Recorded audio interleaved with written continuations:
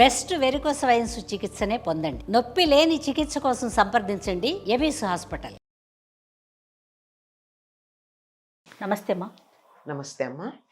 అమ్మా, కొంతమంది దంపతులకి సంతానం లేకపోవటం అనేక ఇబ్బందులు పట్టడం మనం చూస్తున్నాం. ఇదివరకు ఎక్కడో ఎవరికో అనుకునేవారు, మన ఊళ్ళో పలానా వాళ్ళకి పిల్లలు లేరు అట్లా మాట్లాడుకునేవారు. ఇప్పుడు మన కుటుంబంలోనికే వచ్చేసింది ఆ సమస్య. అవును. మీరైతే బహుశా అంటే ఆ జనరేషన్కి ఈ జనరేషన్కి చాలా తేడాను గమనిస్తున్నారేమో పిల్లలు లేకపోవడం అనే అంశానికి సంబంధించి. కారణాలు అంటే ఏం చెప్పుకోవాలమ్మా? అలానే వీటికి పరిష్కారాలు కూడా కొంచెం డిస్కస్ చేద్దాం. అమ్మా, చాలా కారణాలు ఉన్నాయి, ఒకటి కాదు. ఒకటి లేట్ మ్యారేజెస్ మొదటిది. రెండోది ఆడపిల్లలు మగపిల్లలు కూడా మల్టీనేషనల్ కంపెనీస్లో పనిచేసి బయోక్లాక్ డిస్టర్బ్ అవడం ప్రధానమైనటువంటి కారణం. బయోక్లాక్ అంటే రాత్రిపూట మన శరీరం విశ్రాంతి తీసుకోవాలని కోరుకుంటుంది, పగలయ్యేటప్పటికి మేలుకుంటుంది. మన శరీరంలో ఒక గడియారం ఉంది, దాని ప్రకారం అన్ని పనిచేస్తూ ఉంటాయి. అలాంటప్పుడు రాత్రులు మేలుకుని పగలు పడుకునేటటువంటి పద్ధతి వచ్చేటప్పటికి బయోక్లాక్ డిస్టర్బ్ అవుతుంది.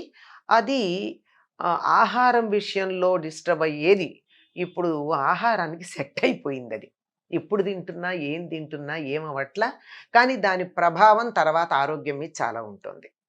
ఇర్రెగ్యులర్ మీల్స్ తర్వాత ఇమ్మీడియట్గా ప్రభావం చూపించేటటువంటిది ఈ గైనిక్ సిస్టమ్ మీద. ఆడపిల్లలకైతే గైనిక్ సిస్టమ్, మగపిల్లలకు కూడా అదే సిస్టమ్ ఉంది కదా. అవును కదా.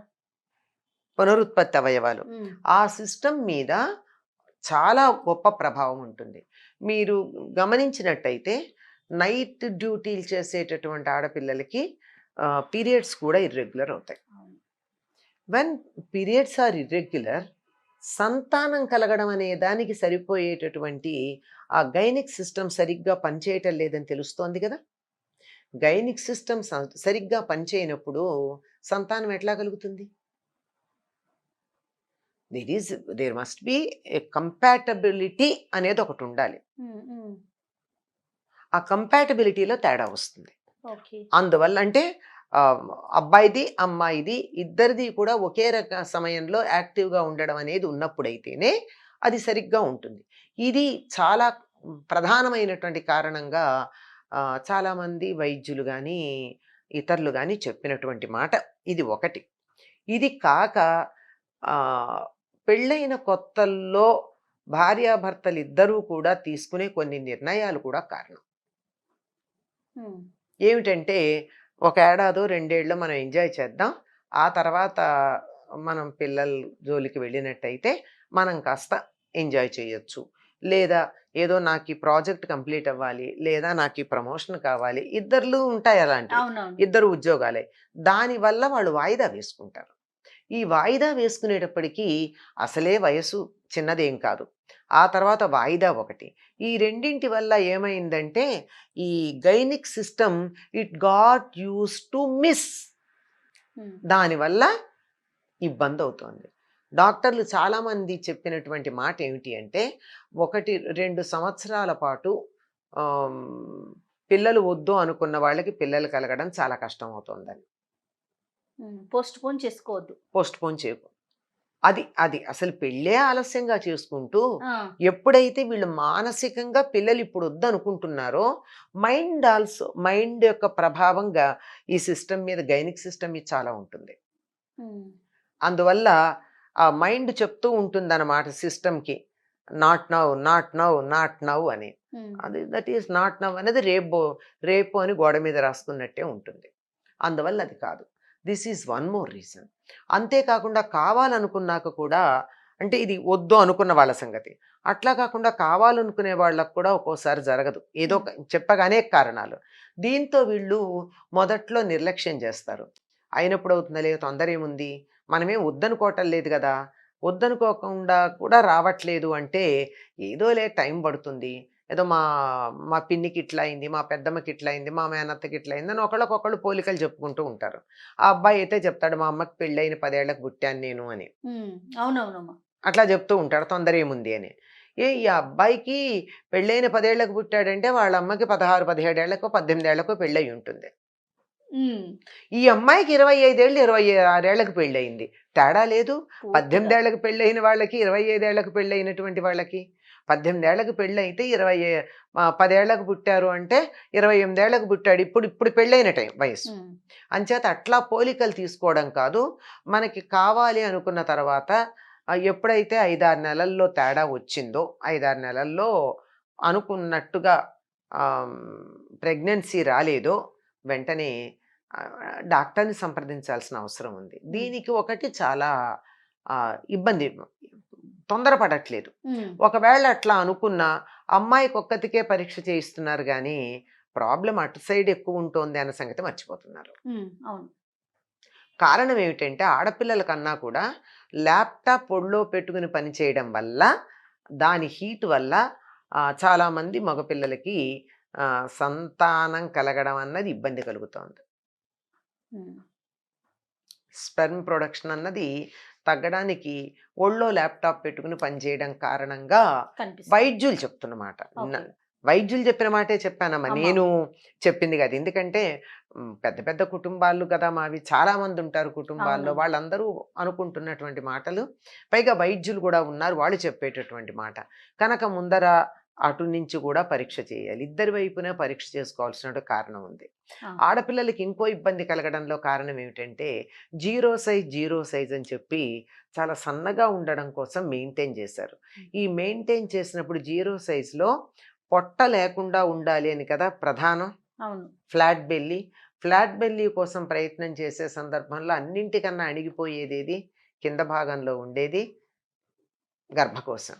ఈ గర్భకోశం ఇరుక్కుపోయి కుంచుకుపోయి ఉన్నటువంటిది మళ్ళీ రిలాక్స్ అవ్వడానికి టైం పడుతుంది.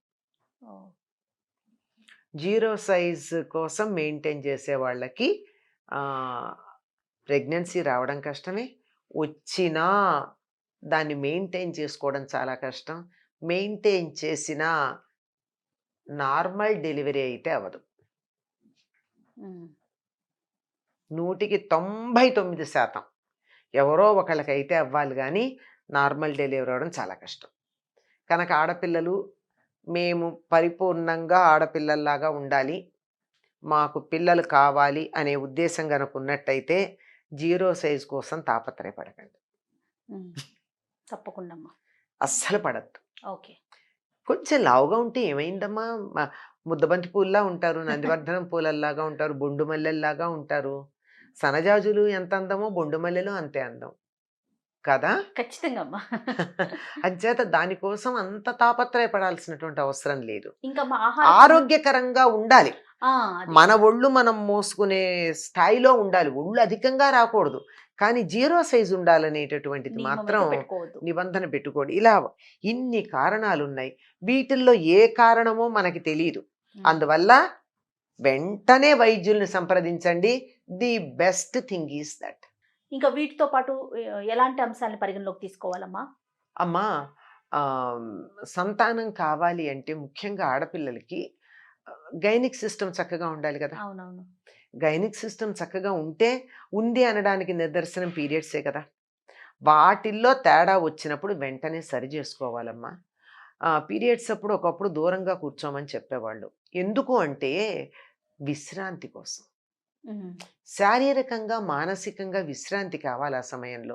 ఇప్పటికి కూడా కార్పొరేట్ ఆఫీసుల్లో ఒక అమ్మాయి ఎవరన్నా కొద్దిగా చికాగ్గా ఉంటే కో ఎంప్లాయీస్ ఏమంటారు, maybe she is down, leave her అంటారు. అంటే వాళ్ళు అంత బాగా అర్థం చేసుకున్నారు. అంటే మానసికంగా చికాకు పడతారనే కదా అర్థం. అంతే కదా. శారీరకంగా కూడా దాని ప్రభావం ఉంటుంది కదా. అంచేత అప్పుడు కాస్త పని ఒత్తిడి, మానసిక ఒత్తిడి తగ్గించుకోవాల్సిన అవసరం చాలా ఉందమ్మా ఆడపిల్లలకి. అంటే పూర్వంలాగా అసూర్యం పశ్యల్లాగా గదుల్లో కూర్చోండి బయటికి రాకండి అని కాకపోయినా ఒత్తిడి తగ్గించుకోవాలి, వీలైనంత విశ్రాంతి తీసుకుంటూ ఉండాలి. కొంతమందికి అయితే శరీరమే చెప్తుంది వాళ్ళు లేవలేరు, కదలలేరు, చాలా అంత పరిస్థితి నాకు లేదు కదా అని విచ్చలవిడిగా ఉండక్కర్లేదు. కాస్త విశ్రాంతి తీసుకోవాల్సినటువంటి అవసరం ఉంది. తప్పనిసరిగా ఆరోగ్యంగా ఉండాలి అంటే ఆ సమయంలో విశ్రాంతి అవసరం. మానసికంగా కూడా ఉద్రేకపడడాలు, ఒత్తిడికి లోనవడాలు తగ్గించుకోవాల్సిన అవసరం ఉంది. అలాగే మంచి ఆహారం తీసుకోవాలమ్మా. ఆహారపు అలవాట్లు కూడా మనకి వీటన్నిటి మీద ప్రభావం చూపిస్తూ ఉంటాయి. ఇలాంటివే తినాలి అని జిహ్వ చాపల్యం కోసము వెళ్ళకూడదు. అట్లా అని పిచ్చి పిచ్చి భోజనాలు చేయకూడదు. ఆరోగ్యకరమైనటువంటి ఆహారం తీసుకుంటూ శరీరాన్ని ఆరోగ్యంగా ఉంచుకున్నట్టయితేనే సంతానం కలుగుతుంది. శరీరాన్ని, మనసుని రెండిటిని. తప్పకుండా. నమస్తే. నమస్తే.